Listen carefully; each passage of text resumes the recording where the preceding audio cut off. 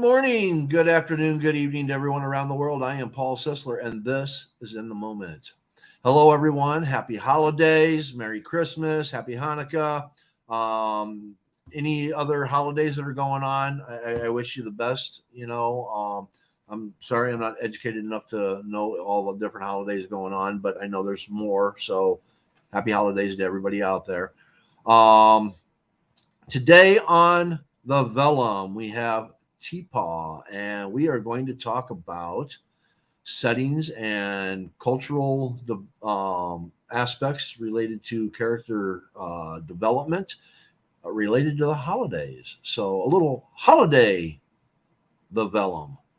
Hello, Teepaw. Hi. Hey. And how are you today, my friend? How are you today?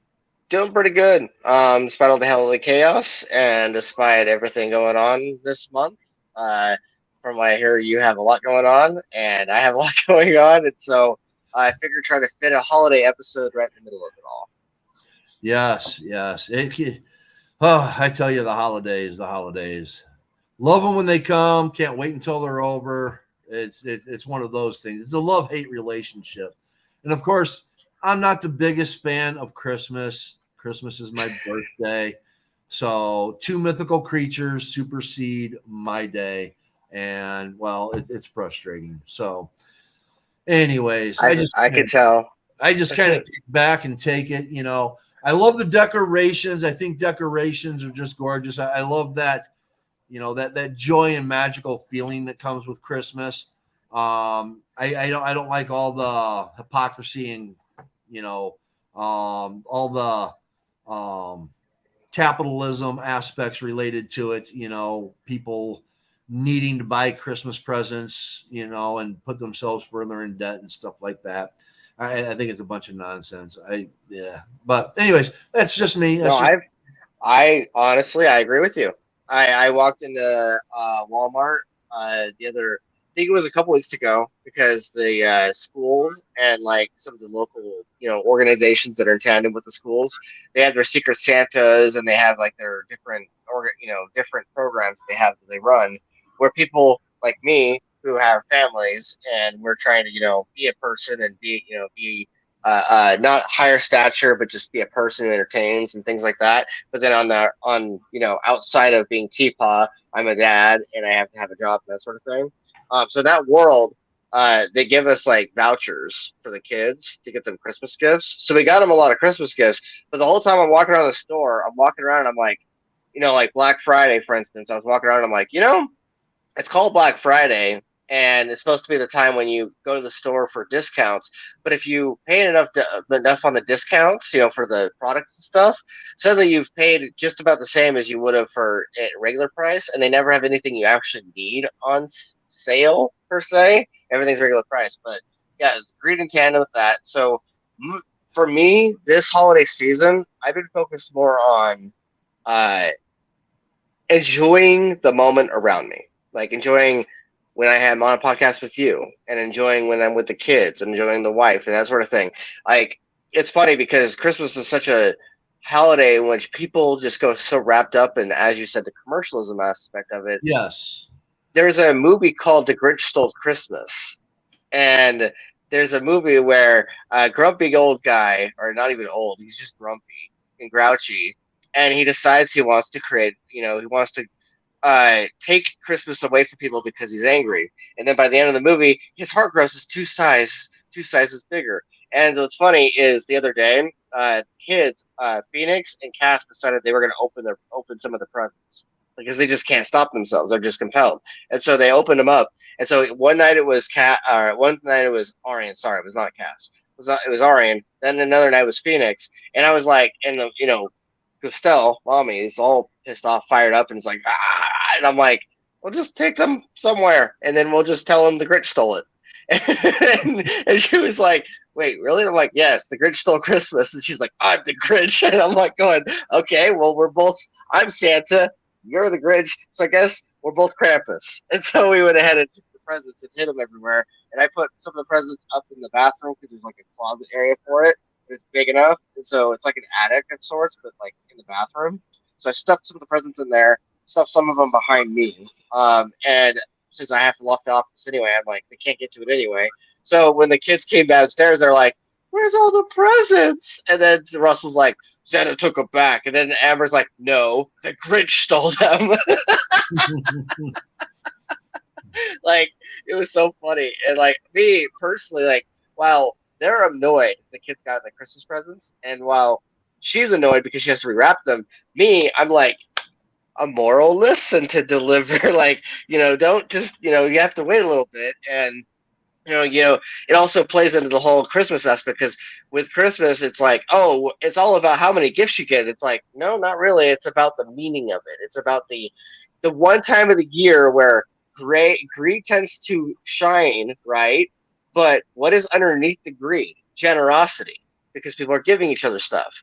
So it's the one time of the year where we're unashamedly generous. And I'm like, why can't we have more of those days? And I'm like, well, so in March, the wife, as you know, is pagan. So I told her that because I want to be able to do more than just what I am right now, in March when taxes come in, I'm going to have us go to the store, and I'm not going to go like all out and spend a bunch of money, but I am going to get quite a bit of stuff that can like mean something.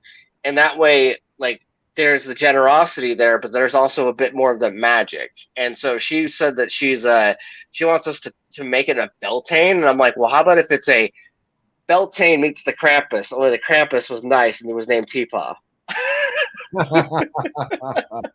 Nice, nice.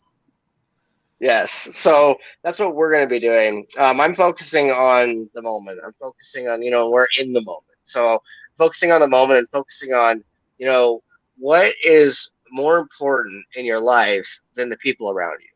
And while I, one can get grouchy about the holidays and grouchy about, humanity and its selfishness or its greed or whatever, like, and that's a cynical way of looking at it.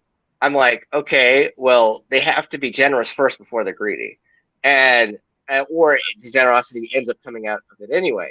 So I'm like going, well, let's look at the positives of it. Like, it's the one time where you watch people give each other stuff, instead of asking for stuff, and then it's the one time where you see people becoming feral and angry. But it's also the time when you see everyone having a glimmer of happiness. So, enjoy the chaos while it's there. So for me, like, that's why I wanted to talk about holidays with storytelling, because storytelling, a lot of it is us telling our truth.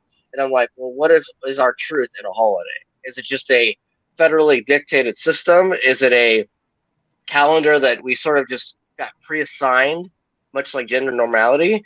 Or is it, something that we choose to do? Like, what is our role and our characters' roles in that system? And can we create it ourselves? Like, when I'm like saying, oh, let's have a second Christmas in March, that's essentially me being like, Christmas, I'm gonna steal you and I'm gonna rebrand you in another time. Yes, yes. I when you read, there's a lot of books. They never really ever talk about a holiday or anything like that, unless it's designed around a holiday. I mean, like Halloween or all the Christmas stories that are out there. Unless it's designed around a holiday, you're not just running a story and hey, you come upon this holiday and it has nothing to do with the story other than that's just the holiday that you're approaching. Yes. So I'm thinking that when I do wallpaper, because just the conversation that Cornelia and I had during her interview and afterwards, I'm going to I started the process. I'm going to do a whip and all that. Discord among the gods, and it's going to be focused around Santa Claus, the Easter Bunny, the Tooth Fairy, because in essence they're gods. And Yes.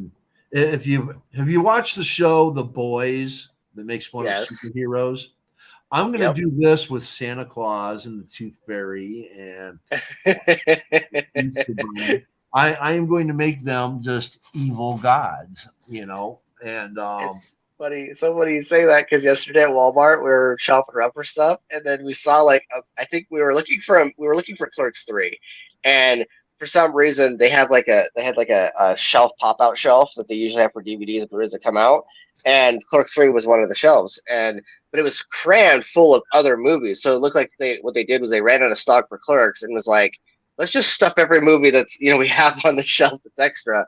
And so she saw a bunny one, and she's like, babe, what if the Tooth Fairy was a monstrous creature, or what if she was horrific, and what if the Tooth Fairy was? And I'm like, you must not remember that I'm working on a holiday storyline like that, like an MCU of sorts with holidays, like because Mhm. you've got the Krampus and Santa Claus, in which I'm playing with the idea that the all-seeing eye that he has is either something he stole from Odin or that Odin gifted to him, and that way he can spy on you and that sort of thing.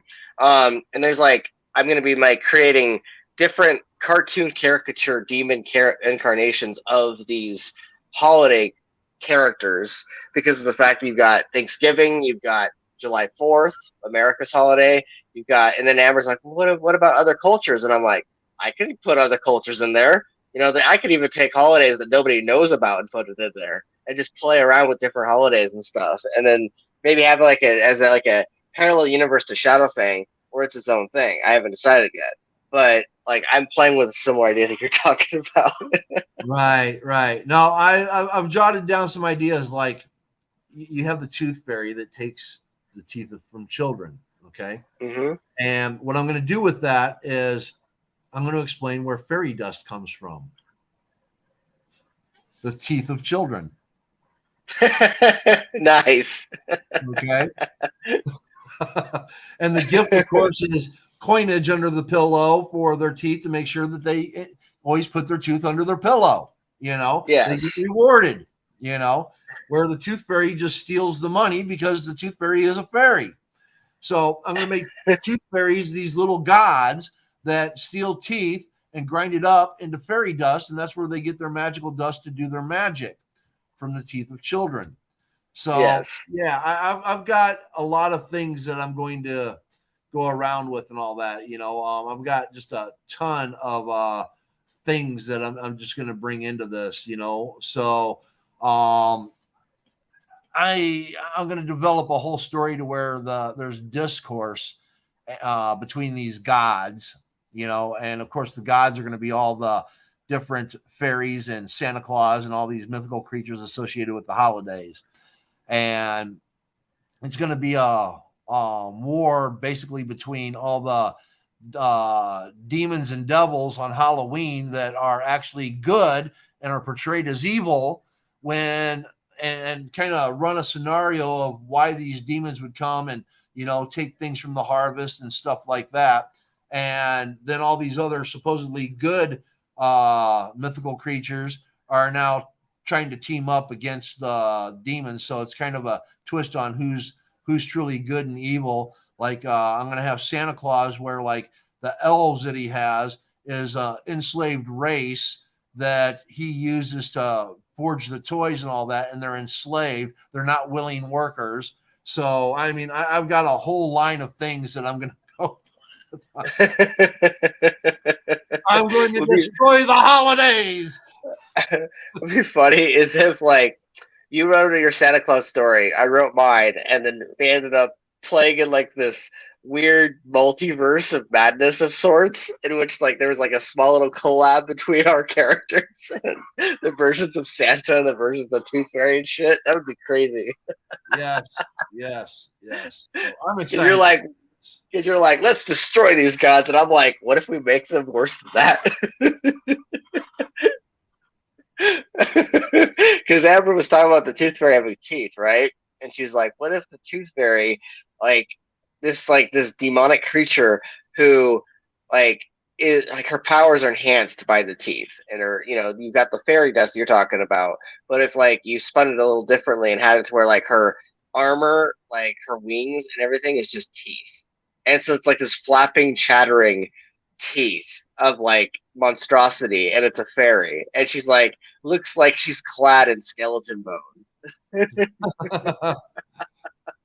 Yes. Now, Like, yeah, there's so many different ways we can go with these stories. It's just, we really just don't see that many interpretations. I think probably the scariest one's been like Jack Frost, where they make, Jack Frost this evil winter snowman type Yes. thing and all that. So yeah, I'm gonna have fun with this. Oh, I can't wait to see what you come up with, because that'll be fun to watch, or fun to read, or fun to listen to, whichever. Yep, yep. Any Wouldn't it be funny if magic came? What? for the children's Wouldn't it be toothpaste. funny if the magic came from the children's toothpaste? Yes. Or there's Oh something, shit! or there's something in the toothpaste, and that's the reason why the teeth actually fall out, because they never used to. I mean, there could be so many different things that we can And then manipulate. like, what if the fairy, like, what if she's extra mean to the children who just don't brush their teeth? Like, what if she punishes the children who don't brush their teeth? Because there's a lot of children out there that fight, doing the teeth Yeah. thing, and then they go to the dentist, and then you find out they got cavities, and you find out they got other stuff, and that would go against, her ecosystem. It would go against her, like, her currency as a tooth fairy. And so, like, what if she punishes them? Yeah.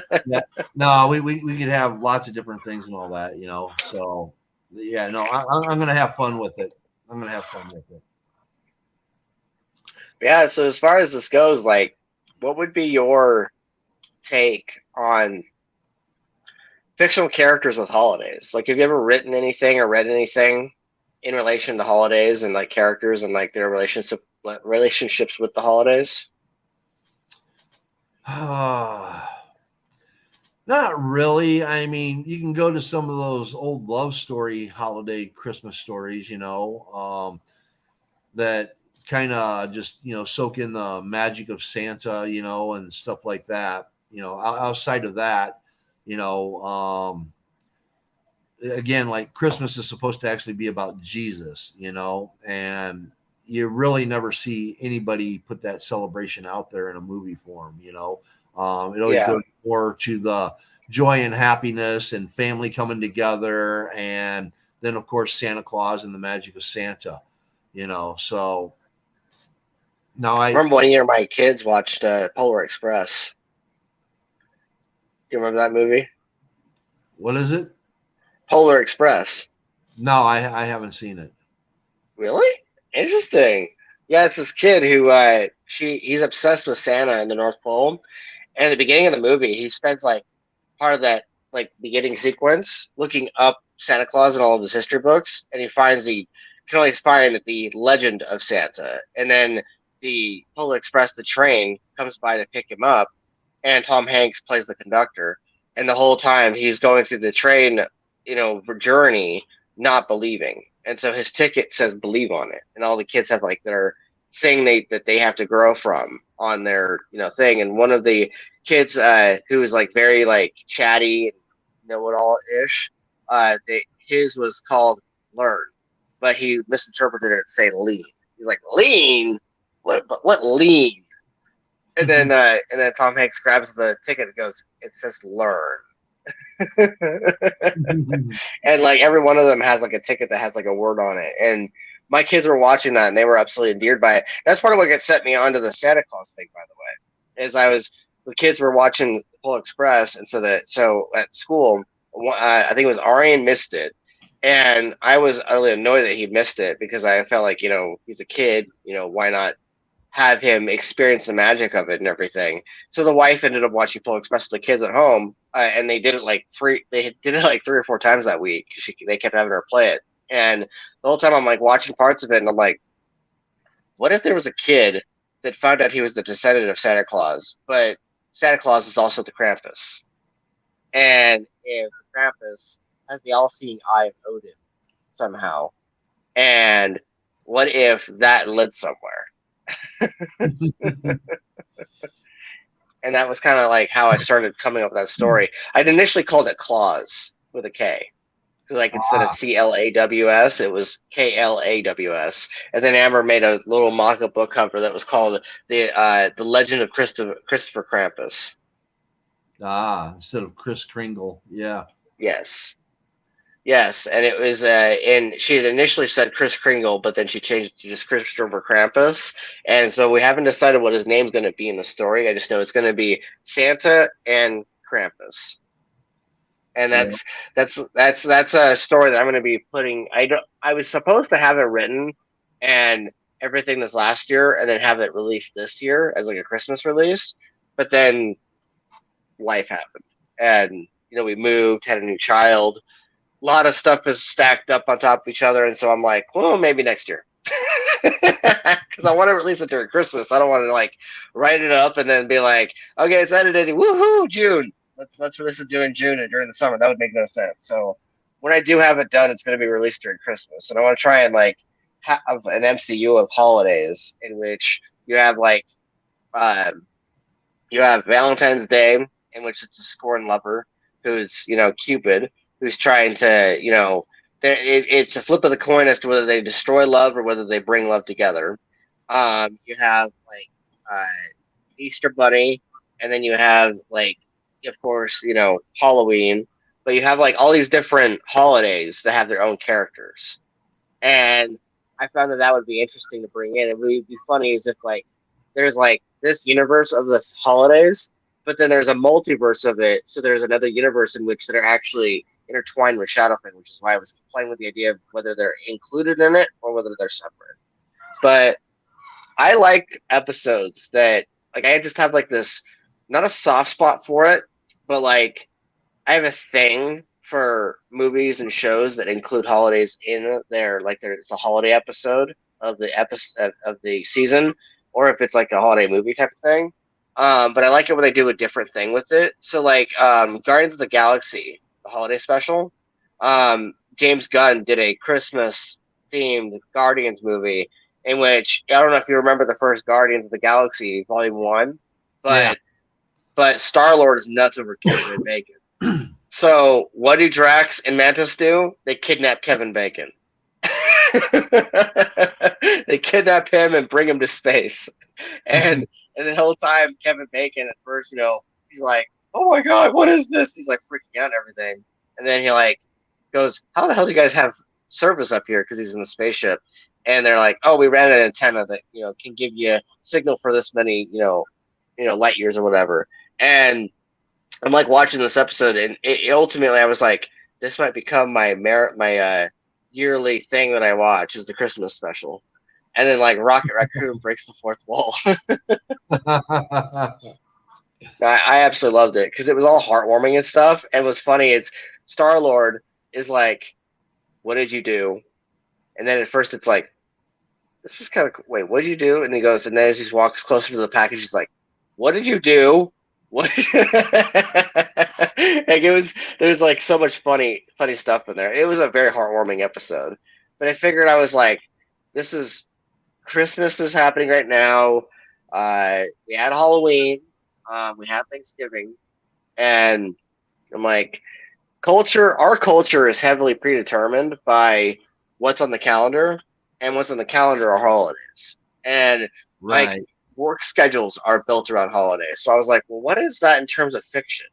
Like, how does that relate to storytelling? And like, do we include it in our storytelling or do we just leave it out completely? Because at first, like, I put Halloween in there because that's one of my favorite holidays. And then Yes. Same here. I put like a couple of the holidays, but I don't mention a whole lot of them. And so I'm like, that probably needs to change. And so, like, what I'm probably going to do in this part of this rewrite of Storms of Blood and Snake of the Damon stuff is I'm going to be like putting in like little mentions here and there of holidays and what they mean to the characters. But what would you do if your character, like, if the holiday was right around the corner? Like, would your characters like celebrate the holiday, or they just kind of ignore it? Oh, that's a good question. That's a good question. I really, again, I haven't thought about this, but I think what I'm going to do is in my stories that I'm writing, I think I might include some holidays in there and kind of maybe brush over them a little bit, kind of make it like in passing, it comes up that, that this is coming up, blah, blah, blah. I really don't celebrate it, blah blah blah, or whatever, not for whatever reason, and just kind of throw that in there, kind of like in Yeah. TJ and all that, who's basically becoming all anti-religious. Anything that has to do with religion, he really detests. So I'm kind of I could throw that in there that like Christmas could be coming up and everybody's happy and joyous about it, and it's just like, no, I don't celebrate Christmas. Just throw it in there and just boom, leave it at that and just go beyond it. So Yeah. I don't know, but no, I think I'm gonna do that. I'm gonna throw some holidays into my stories just as a just kind of a paragraph or two on here's the holiday and they don't celebrate it for this reason or whatever, and just kind of make it an in passing thing. And then maybe later in the story, as that day comes closer or whatever and all that, maybe they get caught up in a 4th of July parade or something, and it just make it a part of the story, That would be good. Subtle in the background type thing. Yeah. I found what I did with one of my stories was I took Halloween and I had it to where there was a school dance, and I had it to where because there's fairies already in the story. So what I did was instead of spiking the punch with regular alcohol, which is what you typically expect in our world, in this world it's fey juice, it's fey gin, and so bit of a magical spell entraps our characters, and because it's Halloween, there's got to be some creepiness to it. So what I did was I had it to where the attack on Vellum, which is essentially supposed to be our hero attacking the villain, but in this story it was flipped and inverted. So it was the Braxton, our bad guy, attacking our heroes, and so because they're his villain, and so I inverted it and had it to where students were kidnapped, and there was this dance going on, and then what's funny is they just keep dancing after he gets done kidnapping the characters. They just keep going because they're so carried on with the fey juice. They fade it and they don't sober up or anything. They're just they're like, oh, we'll visit it soon. And then later on when the story's going, they're like, wait, why are there so many students gone? And it's like they have limited memory of what happened that night because of the gin. And so what I did was I created a haunting version of the holiday. What I'm probably gonna do with Valentine's Day is I'm probably gonna have it to where while all the supernatural crazy stuff's going on, there might be a death scene of a character, and two love interests end up, confessing their love for each other in the bloodshed. Wow. And have that be on Valentine's Day. Yeah. A creepy way of introducing love. There you go. In writing Blood Schism, I could throw a holiday in there and just kind of have Iris again brush it off. Yeah, I think I might do that. I think that's a good aspect. Maybe I could have Donovan, talk about going back in history where it was first created or something like that, and just pick a holiday, Valentine's Day or Christmas or whatever, and just have it be, here's why this holiday exists, and kind of change the lore of it from what actually happened. Yeah. Go through the history of how history says it occurred, and then kind of change it up a little bit. Just make it a different lore. Exactly. Could also introduce Lucky. The Leprechaun holiday, Lucky Charms. My brain. That's what it is. Yes, my brain just kept thinking Leprechaun. Be interesting is if in a story, the Leprechaun on his specific day got to determine luck and fate. If he decided to punish those who do cruel things, or he decided to amplify the magic of those who do good, and on that day the most death occurs. Yeah. Or you could have this here's an idea. Take it back to where there was a war or something and all that, and you had this guy named Patrick that was just nobody in the war, and for some reason he slips and falls, an arrow hits somebody else that falls in front of him or something, and he rolls, and just out of sheer luck, his sword flies from his hands and hits the main person in the heart and kills him, and the war is over, and they call him Saint Patrick, and and it's all based upon luck, and they kind of leave that out of the story, and maybe write a couple ditties or something along with it, and that becomes St. Patrick's Day. That would be an interesting thing if it was like happenstance, but lucky happenstance, and it just creates this legend. And the guy is like really like the biggest klutzy weirdo. Klutzy, yeah, just a klutzy doof and all that tripped over his own feet and happened to kill the main bad guy by just.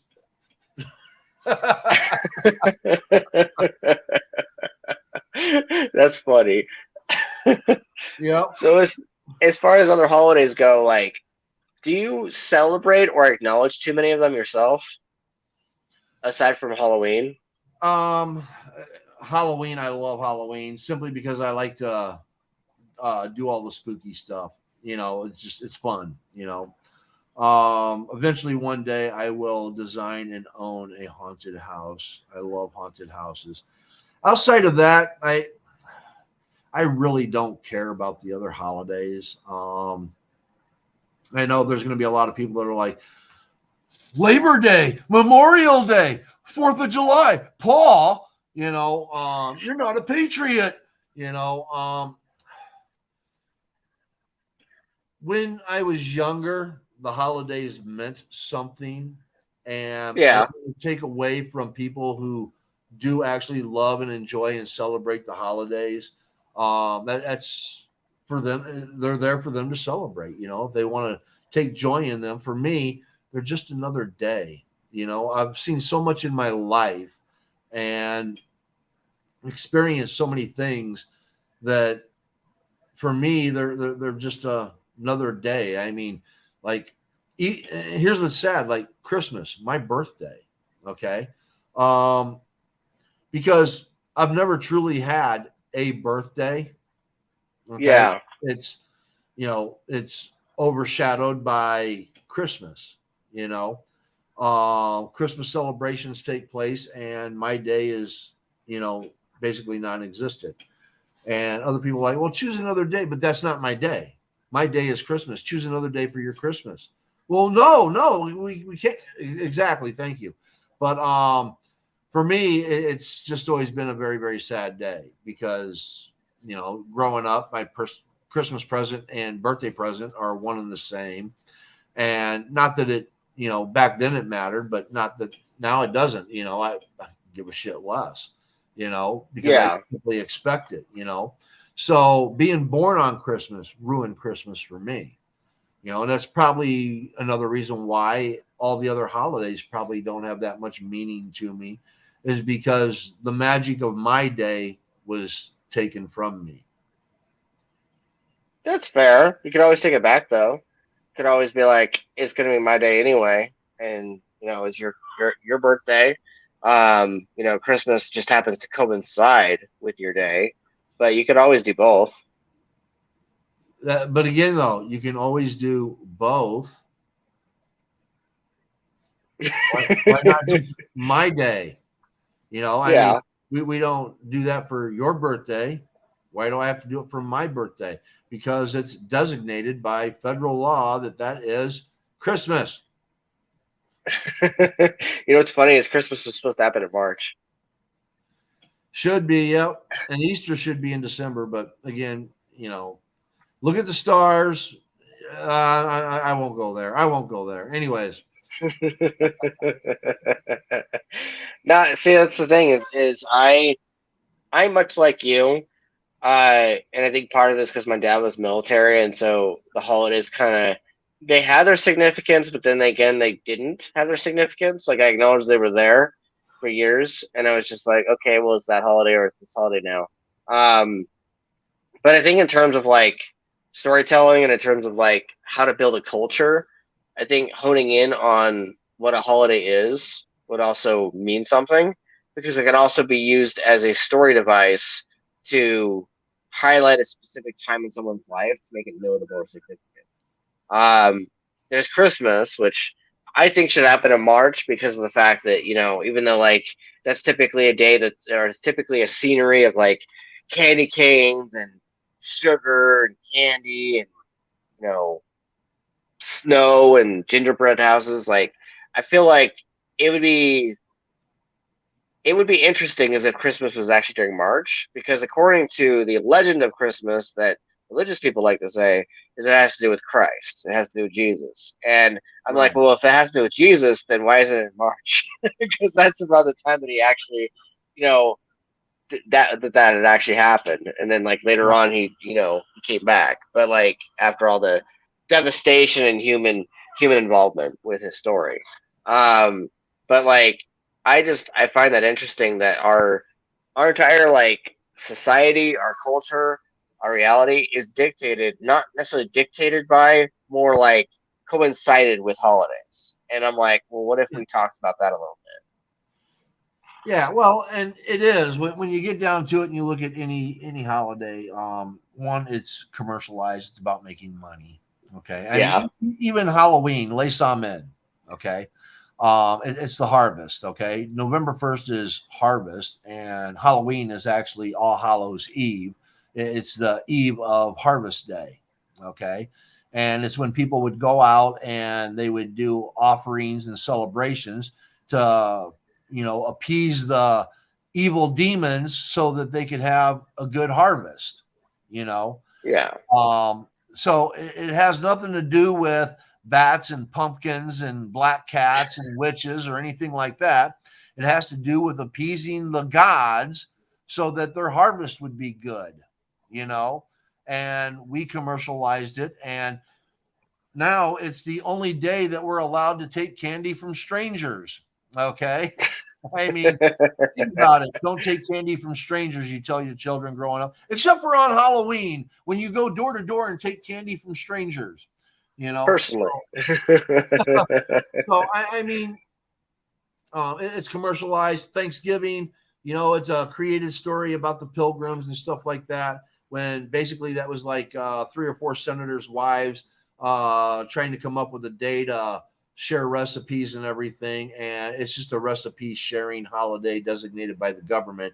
And the whole story was created to give a reason to have a holiday. Thanksgiving isn't real. Okay. Um, and again, it has nothing to do with pilgrims or a great feast or anything like that. It's all a made up story. It's all a lie. Um, and again, there's going to be people that, well, Paul, that's not true. Well, if you truly do some real research on it, you'll find out that it is. Um, then you have other holidays, like again, Memorial Day. It's created in remembrance of veterans. I think that's a good day to celebrate. It's probably a day that should be celebrated more of a day of thankfulness and gratitude versus let's have a barbecue. You know, um, 4th of July, our independence from England. And again, uh, we go out and it's all about fireworks and again, barbecues and stuff like that.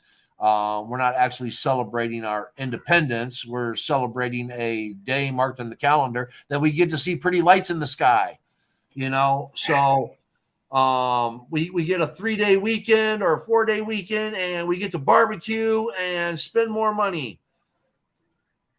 Almost all of these holidays are about spending money. Valentine's Day, you got Friendest Day or something like that. Sweetest Day. I mean, all these different little things that, again, I'm sure if you go and you look at the calendar, I'm sure there's probably like a half a dozen holidays every freaking month that all involve spending money for some reason or another. So, as Yes. far as the culture goes, it's a culture of making people feel special to spend money. Yes. Sometime soon, three ghosts will visit Paul and the ghost of Christmas past. We'll talk to him. Bring them on. I'll talk to these ghosts. I'll have a Paul the Scrooge philosophical McDuck. debate with them. I'll have a philosophical debate with them. That's the podcast we need to have. We need to have the Three Ghosts of Christmas Past visit Paul Scrooge McDuck. Talk to him about how to be merry again. Well, and again, I kind of am, I mean, when I was back up in Northern California and my grandchildren were close, I decorated for the holidays. I got gifts and stuff like that. And I made it all about them for Christmas, because for them, the magic was still there, Yeah. So for me, again, I don't want to shit on anybody else's parade, you might say, if other people take joy in it and they it brings them joy, it brings them happiness and all that, I'll celebrate with them. I'll go to a Christmas party. I won't sit in the corner and mope. I'll get out there and talk and spread joy and have fun. I mean, I can have fun also. But I'm there for a different reason. I'm there to make my friends and family happy and make their day better. And I'm willing to do that because that will give me joy, Yeah. So it's just how I see it. No, I think it's beautiful, actually. I really think it's beautiful that, even though like you are kind of a Scrooge and you're kind of a Grinch that wants to steal all the holidays away. It'd be funny is that it's like in the story of like these holidays and stuff, like there's like this shadow person in the background and he just starts kidnapping all the holidays. I mean, and they're not named Paul, they're named something else. They're inspired by you, but like, no, I think that's beautiful that you want to do that for people. That like, even though like you see yourself as this grouchy person who's like, I hate holidays, blah, blah, blah, but you still show up for others, and you're like, hey, this is not about me. This is about you and enjoying the holidays and that sort of thing. And like, you always, because me personally, this last month, I haven't been feeling the spirit whatsoever.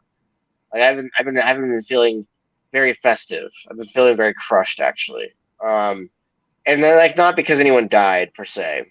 It's just this year has been hard, and I've spent the entire year practicing optimism, and like constantly, like whether it was the Twitter drama from earlier this year, Twitter drama during the summer, any of the stuff that was going on, or whether it was my family stuff, whether it was the hardships of having to have a fourth child and spending all the money that I had to have to, move us and get, Luciana taken care of. Like there was a lot of stress this year, a lot of crushing stress, and a lot of me, when I'm not on Twitter or not on air or anything like that, or nobody can hear me, I'm just kind of trying to find a way to survive and trying to find a way to give my kids a happy life. And not a lot of time spent looking into the void, because I'm like, if I do that, then I'm not going to do anything. And so I'm like, I need to do something that is fighting against depressive things. And so this month, while I've been noticing a lot of commentary on Twitter and a lot of commentary from people on Facebook and other places on media, there's a giant tone of depressive espresso and burnout because this year kicked everybody's ass. And so I was like going, I find it awesome that you can feel the way you're feeling and not have a certain someone with you, because I know that's probably informing your mood.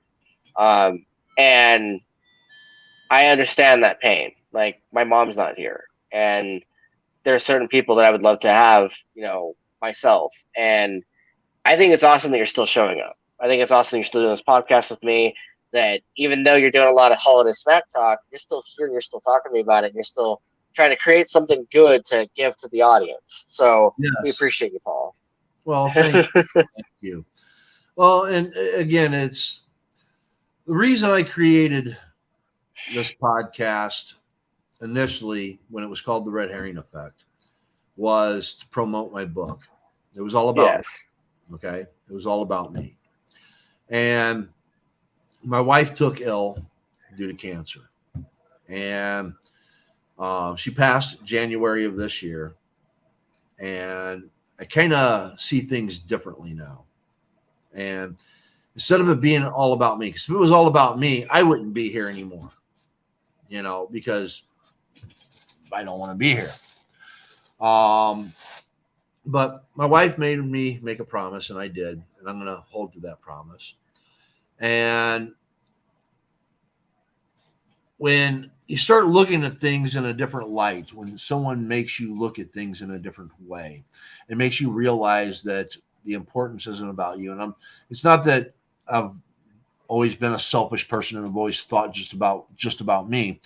No, that's not how I've ever been. I've always been somebody that's always doing for others. It's that when I did this book, I thought this book was going to be like a savior. Okay.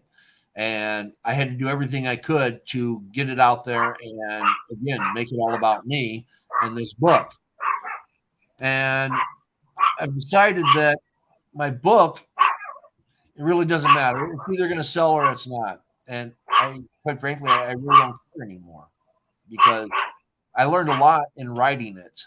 And then with everything that my wife went through and the promise that she had me make, I've decided that I'm going to make everything about everybody else. Okay. These shows that I do, they're not about me. This show's about you. It's about Shadow Fox. It's about Luke. It's about Cornelia. It's about anybody that comes on here and has something to talk about. You know, whether it's writing, whether it's politics, whether it's spirituality, it doesn't matter. I don't care what the topic is. If somebody wants to come on and express themselves and wants to do something week by week and get, you know, whatever message it is that they want out there, that's what this is about. In the moment. I mean, really think about that. In the moment. Whatever it is here and it is now. Let's talk about it. And for me, yeah, the holidays have been kind of a depressing time because this is my first Halloween, my first Thanksgiving, my first Christmas, my first New Year's without my wife. My wife was born on January 7th. She died on January 22nd. And here we are coming up on a year, almost a year that it's been since my wife's been gone. And yeah, she's right up here on the wall behind me. Okay. She's right up here on the mantle. And she's always going to be there for me.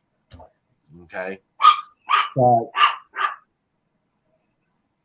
it's about everybody else now because we live in a world that is extremely divided and people are only thinking about themselves. They want to be on a winning team and people no longer care about anybody else.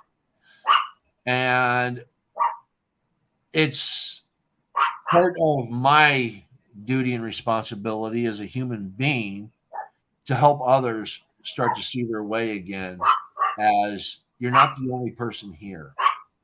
There's all these other people out in this world, 8 billion people on this planet. Why not show a little love and a little gratitude and a little respect to everybody else that's out there? You know, why do we have to have poverty? Why do we have to have homelessness? Why do we have to have sides that insist that they're better than each other? How about we just start doing for people and, you know, make this a better world, more love, more care. Maybe then the holidays might have more meaning to me if people actually cared about each other and loved each other and wanted to be around each other, you know? So for me, it's like I want to get rid of all this fake bullshit, chest pounding mentality crap. And I want people to come back to a sincere reality of loving thy neighbor. And again, I'm an atheist, but there's some things that I truly believe in that are taught as lessons in a lot of different scriptures, whether it's the Bible or the Quran or the Torah or whatever. Love thy neighbor, do unto others as you'd have them do unto you. And there you go. What else do we need? Love thy neighbor and do unto others as you'd have them do unto you. What more is there? Really? So this is what this is about for me. giving everybody else a voice, getting everybody else, a little light, and hopefully, people can make something of it, enjoy it, have fun with it, whatever their goals and objectives are. Let's bring some joy back to the world. No, I appreciate that. And I think two things I want to do right now is I want first for you to tell me your favorite memory. I know that Christmas is your birthday, but let's bring your wife back to life for a minute. What is your favorite memory? Whether it's a holiday, whether it's Christmas, this is a Christmas episode. What is your favorite memory or a couple favorite memories with your wife? Oh my God. Let's go back in time for a minute while we're living in the moment. I would say the day after our first date, because we just sat there and we talked and we talked and we talked. We probably spent like a good 18 hours of just sharing about each other, just loving the conversation. And for like the next week, we were attached at the hip because of how much we had in common. And it was never supposed to be more than just two friends catching a movie, basically. So that's probably my favorite memory, the beginning. Nice. Awesome. No, that's amazing. I like that. And I like the fact that, you're willing to open up about that because um, those are some of my favorite memories with my wife too, is the opening, like the beginning, like the first couple of years, the romancing, the love sickness, like little puppies and stuff, and being able to, it was before all the hardship, before all the kids, before everything. It was then. Another favorite memory of mine with my wife was actually with my mom, and it was her last Christmas with us. That Christmas will always be held treasured because that following year my mom died. Um, it was the year where my mom got her Christmas tree. Like she actually got like her own tree, and because she lived on disability for years, and Jose would always have to spend all their money that they had on survival. And the last several Christmases before then, because Ariane's 7 now, turning 8 in February. So for the first several Christmases, we were always strapped on cash, and there was always somebody that had to donate something to us or whatever. And I hit up my Aunt Tammy and I hit up some of the people. We collected some stuff, and that year, we had a relatively decent, uh, you know, Christmas. And my mom got to actually have her own tree. She got to, glow. Like we have videotaping of it, and I will eventually revisit that taping in the future. I have it. I think I have it down to my drive, but like that's one of my favorite times because it reminded me of what Christmas was about. It wasn't about the presents. It wasn't about, you know, the it wasn't about how much you're getting. It was about the fact you got something at all and the fact that you had each other. Oh, we got comments. Yes. Conversation, a really hard time, especially at Christmas. I was an only child. My parents have passed and I have no extended family. I have wonderful friends though, found family. That's some of the best family you'll ever have is people that you find. Because family isn't just who you're born into; it's also people you take on. Yes. And I must admit, my Twitter Spaces family is my hugest family right now. I outside of my stepson who has come on this venture with me and all that, and my writing and stuff like that, my politics and things that I plan on doing.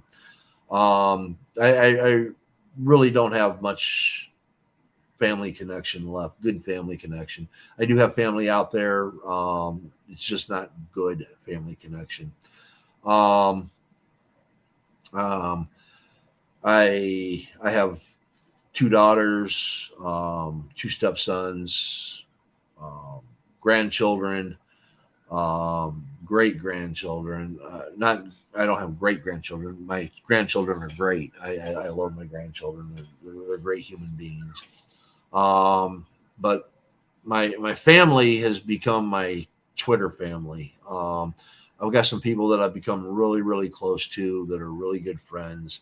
That there's things that I can share with them that I haven't even shared with my own family members. So it's, you know, and prior to that, I had my wife where I shared everything with my wife. It's probably why it hit me so hard when she passed away. You know, And right after Christmas too. Like it's January still, but that's right after Christmas. yeah, we didn't celebrate that last holiday season. We didn't do any decorations or anything like that. Um, my stepson and I, we had to build a ramp up to the house just to be able to get her to her appointments and stuff. It's Yeah, it was a very, very sad time. And now we're down here. We've moved, taken on a new adventure. And like I said, it's a whole new thing. The holidays have a whole new meaning for me. And again, it's not about me, it's about sharing with others. And this is kind of why, like I said, we got this nice little Christmas special that we're doing here. Basically, tomorrow I have Jeremy Walker, Sergeant Nobody. We're doing a comedy special, Ode to Carlin, and of course we're going to talk about the holidays and things like that. So it's nice to be able to connect up with people and just share things. So, like I said, hopefully, that we can make this world a better place. The majority of people that I've found on Twitter are just spectacular people, and it's part of my motivation every day of getting up and coming out and doing this. I What love it. what day of the week is her death anniversary? What day of the week? Yeah, like the day.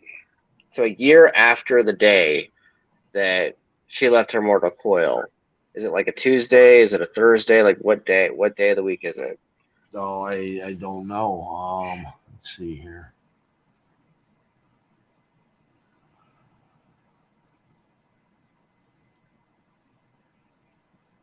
It'll be Sunday, 2023. All right. So either that day, I mean, maybe I'll leave you alone that day because it's her death anniversary. But that following Thursday, we should do a show in remembrance of her, and I'll literally spend the entire episode talking to you, asking you questions about her life, and then like we'll bring her back for an entire episode that day. Like it'll be in the moment, but it'll be the moment in the past. Uh, I'll give it some If you're thought. up for that, I don't know if I'm ready to do that yet or not. I mean, I'm okay. starting to tear up right now just even thinking about it. That would be way too hard. I don't want to wreck you. I just want to be able to do something for you. Yeah, no, I just, oh my goodness. I appreciate the sentiment there. I don't know if I can do that. I wrote a poem for her. And it's always really, really hard to read. When I first wrote it, I couldn't even read it. When I'd go into a space, I asked Diane Bishop to read it for me the first time, and um, I, I lost it halfway through, and I think she read it for me a couple more times after that, and I still can't get through it, without breaking down. It's still just way too raw. She was my life. She is my life. Um, I don't see myself moving forward in any other relationships with anybody for a long, long time, if that's even a possibility in my lifetime.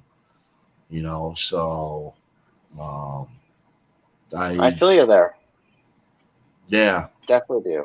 Like I feel that same way about Gustel. Um, as much as we bicker and fight sometimes, as much as we have our own trials and stuff, I would never ever take any of it back. Like I'd never take any of it back. Like no era, no episode, no nothing. Even the days where like we've made each other feel terrible. We've had because we've had our trials, and we're not perfect, and but at the same time, we tend to get called by other people. We tend to be called a power couple, or we tend to be called the favorite couple or whatever, and which is awesome. It's sweet. It's awesome, and I like that. It's cool. Um, but I see ourselves as just being two human beings that are loving each other passionately, and we have kids now, and so there are times where it's not even about us. Like we go to the store, we go to do things, and our presents, like for instance, this last Christmas, our presents. She remembered me constantly complaining in the beginning of the year on the fact that I was like, God, another year where we just didn't give each other anything. Because there was like 3 years where we didn't have money to give each other anything. And so, like, during March, I would get her a thing or two, and then she'd get me a thing or two, and that was our way of getting Christmas in March. And so that's why I want to revisit Christmas again, but like it's gonna be like a weird hybrid of Beltane and Christmas because I'm still spiritual and I'm still like Christmas is hardwired in my brain, but with her she's pagan and so she's more Beltane. So we're gonna do like a hybrid of Christmas and Beltane at the same time.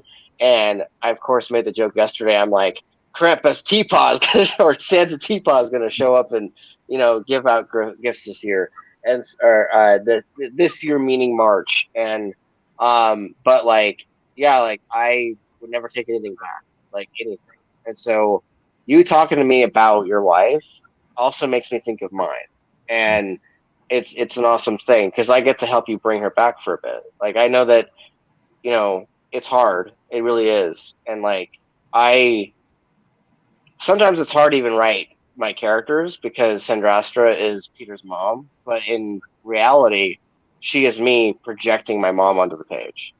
And so, like, I'm always bringing my mom back every time I write anything in the story that has to do with her, which is why, like, when you have heard me read out parts of Snake of the Damned Space, or when Gora has her people, Gora's like, oh, I totally would fuck with that lady because she sounds like my ideal soul. And I'm like, and then I tell her, I'm like, you would have probably loved the fuck out of my mom because, like, my mom was that she, in the last 7 years of her life, she'd gone from being a damaged goods, essentially, someone that dealt with sexual assault, someone that dealt with a lot of things, but and one of the things that she struggled with the most was being a mom.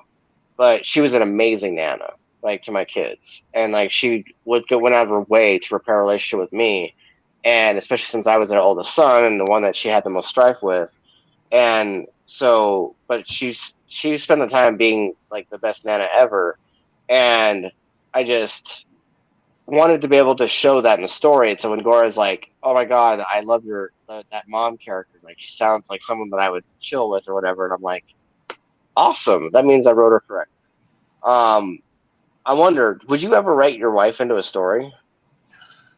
I actually have started one, and I have ideas for it. Um, it's it's really difficult. My mind just goes a million different places. Um, you As know, brief would I dictate. just don't know how I would want to present her because I mean, she was a woman of great strength. Okay, I mean, her head was screwed on straight. Um, it's really weird, is because people have a hormone that allows them to lie. Okay, everybody Mm-hmm. has this release of a hormone, which the more you have of it, the more capable you are of telling a lie. Okay. My wife didn't have that hormone. She never ever lied. She just simply told you how she saw it. Now, granted, sometimes she didn't know how to hold back. She would give you that truth, you know, and she would be sincere in not knowing that that's something that she should have held back, you know. But she she was very strong. She's strong-minded, strong-willed, honest, great integrity. She's just one of the greatest people in the world that I've ever met, and to be honored to have 23 years with her, it was just um, amazing. And some of the best moments of our relationship. This is going to sound probably lame to a lot of people, but we used to sit down and we would play either backgammon or we'd play some gin or some rummy or something like that. And our most joyous times together was sitting there playing a game, smoking our cigarettes, drinking coffee, and just, you know, not really saying all that much, just enjoying the game and our time with each other. And that is probably probably the best. Yeah. A couple of weeks before she passed away, I played a game of backgammon with her. So, yep. No, I love that. I don't care, like, anyone who thinks that's lame or whatever, they want to shit, I want to talk. Come at me, bro. T-Paul will protect Paul. Like, that's amazing. That's tender. That's beautiful. That's something that you would see in the movie Up, or in like one of those like Disney shorts where, like, right as the spouse is about to pass away, you see the one spouse being very tender with them and everything, and like, and then it's like a reminder that the spouse still lives with you. Like, they're still with you. They're never going to leave you. They're inside your heart and everything. Yep. And then you just like spend the entire rest of the short exploring their entire life longevity of their relationship, and it's like that whole continuous loop of keeping love alive. So I love that you shared that with us, because now that's going to be immortalized on this Yep. podcast. It's part of why I want to have us, like, at some point, whether it's January on her death anniversary or whether it's later on, when you're ready for it. I want to bring her back for a bit. Want to give you that way you can listen to it again. That way, like, when memory starts to fade, you have that record recorded. Definitely. Definitely. Somewhere down the line, we will do this, T-Paw. Sounds good to me. And then I'll, like, give you a bit of my life too. That way, like, tell you that bit of the story of because, like, a lot of times, because, like, yeah, you guys have my poetry, and yeah, you guys have like bits and pieces of our relationship in the stories, because I adapt some of it for this love interest or that love interest, or there'll be a scene here where I write a character in a scene, and I'm putting a bit of our relationship in there. But maybe it'd be fun to talk about significant others, since a lot of our world is built off of heartache and depression and badness. Oh, And yes. what is one of the things you always say when you close out this podcast? Be happy and Be, do great things. be kind, be Yeah. happy, and may good things come your way. Yes. So that would be part of that thing, is we'd be bringing back the thing that motivated us to be better versions of ourselves. And so I kind of want to bring that out of you, because, like, you're kind of the guy that, like, I don't know, you call yourself selfish, you call yourself certain things, but I think that in all reality, you already were that selfless person all along, and you're just not seeing it because you've got the grief is a very ugly bear, and it loves to sit on your chest, and it loves to weigh 500 to 1,000 pounds. And I understand the bear. We don't see the bear, but the bear's right there. It's hugging you from behind. And it's called grief, and it's called grief, and it tends to love to dance with sadness and depression. And I think that, and I felt it at the beginning of this podcast when we are talking about holidays. Like, I can hear it, and I'm like, I get it, I do. Let's remind Paul that there's light, though. Let's remind Paul that there's light and there's love, and there is a record of her on your shelf right now, of her Oh, yeah. love. It's just a bottle. It's just a jar of ash, but she's still there. This Oh, yes. right here, that's my mom. Yep. She's always with me. Like always on around my neck. Every single podcast we've ever recorded, she's always been right here. I've just got her hidden, and it's her burst. Her birthstone is inside of the capsule. It's like right there. That's her birthstone. It's a sapphire. Nice. So, and it says on the actual capsule, it says, "Rest in peace, Heart Mom, 4/15/19," because that's the day that she passed away. And so I always keep that with me, and like it's weird because for like a month I would have no motivation to do anything, which is natural. And I would like not want to do anything, and then I'd beat myself up over it. And then my brother had finally gotten me this necklace, and it's the only necklace that he's ever given me from that. Whereas he's bought like 3 of them because he keeps losing them. But she was not a small woman, so there's plenty of ash to go around. So if I needed to replace it, I could.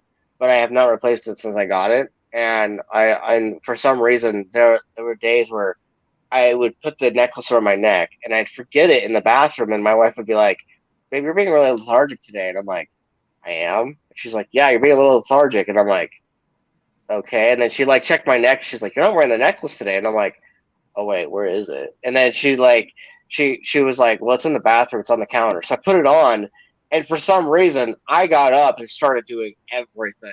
I was cleaning. I was wiping up counters. I was doing dishes. And then she like looks at me all knowing and smirking, is like, "Your mom knew you needed her." And I'm like, "Wait, what?" And she's like, "Yeah, I got a nod of some kind that you needed to be talked to, and that she needed to be around your neck." And so I wore the necklace, and suddenly I was doing everything. So I actually would recommend to you. I don't know if you're big on jewelry, but get one of these and then wear it around your neck so that she's not just on your shelf. Wear it around your neck so she's always with you physically. Yeah, she's always with me everywhere I go, every moment. I know she's there in spirit. So, and again, people are going to go, Paul, you said you're an atheist. I am an atheist. I'm a spiritual atheist. I do believe that she's here. She's watching. She's She she is proud of you. She's proud of you for doing all these things, for not just sinking into yourself and then becoming a worse version of yourself. She's proud of you. oh, I know she is. I know she is. You know, And stepson reminds me all the time and all that. How much that I do and stuff like that. Yeah, like I said, it's just who I've always been, who I always will be, and it is what it is. You just one foot in front of the other and keep going forward. Spread love and yeah, joy. exactly. There's a lot of people this year that are going to have issues with having people around them, or they're going to like, and I don't say issues like they are creating the issue or the other person is, they just don't have anybody. And they don't have as many people as they would want to have. And so my message to everybody out there that doesn't have too many people around them, um, is even if there's I don't I don't know. I'm trying to figure out a way to recommend this, but basically give somebody a hug and do something nice for somebody, because then that way you are creating a spirit of joy for yourself. And that's me not being I'm not even a big fan of Christmas. I would be a Grinch or a Scrooge myself. But I know for a fact that there are pieces, there's light, there's generosity, there's goodness that we need to look into in ourselves and those around us. And you know even if it's like that homeless guy that you see at the bus stop, give him a hug. Even if it's like that guy at the gas station who's having to work and he can't be there with his family that day, give him a hug too. And if you don't like hugs, and that's cool, you can just like give him a high five or something. Like I'm like doing, wait, consent, wait. And so I'm like going, trying to give good recommendations. But basically, the just of this episode is just remind everybody that there's still joy, there's still light, and it isn't just uh, death and decay and heartbreaks. Like there's also unicorns and rainbows and not just a jolly fat red fat man. Like there is such thing as joy in this world, and we just need to look for it. The darkness can show us the light. Yes. Yes. Just got to remember to not make it about yourself, make it about everybody else. If you make it about Exactly. everybody else, you're going to feel a lot better about yourself, you know? So, And what's funny is me wanting to do the second Christmas isn't even about me. It's about the fact that I am offended that I can't do much for my kids this year for Christmas yet again. It's still a very generous thing. It's I am mad that I can't be as generous as I want to be. And so that's why during March we're going to do another thing, but it really isn't about me because I'm not going to sit there and look at a wall of like gifts on the wall and be like, it's all mine. I'm going to be like, well, let's get RN and Cass their thing that they wanted, and let's get this person that thing that they wanted. Like I asked my dad recently, I was like, "So, what do you want anyway?" And he just kind of went, "I don't know," because he doesn't think about what he wants because he spent too much time being Santa. And so I'm like, "Well, what do you want?" So my younger sibling Nico is like, he would want this, this, and this. And was like mapping it out for me, and I'm like, how do you know that? Because like, I probe it from him often, and not just around Christmas, because of the fact that Dad just doesn't like talking about stuff that he wants. He goes out, he does his job, then he comes back home, and then he shuts down or tries to relax or whatever, and he thinks more about what he's going to do for somebody else rather than what he's going to do for himself. And that's just the kind of person he is. Maybe I got it from him. I don't know, but I'm always trying to provide gifts of some kind to somebody, whether it's time, whether it's our conversation here, whether it's something for somebody else. Like I'm always trying to find a way to do something for somebody, and that's part of why I brought up the whole your wife thing because I'm like, you probably feel alone right now. Like I know you got your roommate, and you got me with this podcast, and you got other people, but what happens when you turn off the monitor? Like, oh, so no, I wanted to bring her back. believe it or not, I never feel alone. Okay. It's one of the things that I'll let you and the world know. I don't feel alone. Okay. Um, I might feel lost sometimes, but never alone. Um, whether it's my little pup that wakes me up and gives me little hugs and stuff like that, or getting on spaces and talking with people, or just having people in my thoughts. I'm never alone. So I know there's a lot of people and all that the holidays brings loneliness. Um, for me, it doesn't. So don't worry about that. All right. Yeah. Just wanted to No. make sure you're okay. Yeah. No. I'm actually doing really really well. Like I said, the only depression I have is the fact that my wife's not here, and I miss her. Yeah.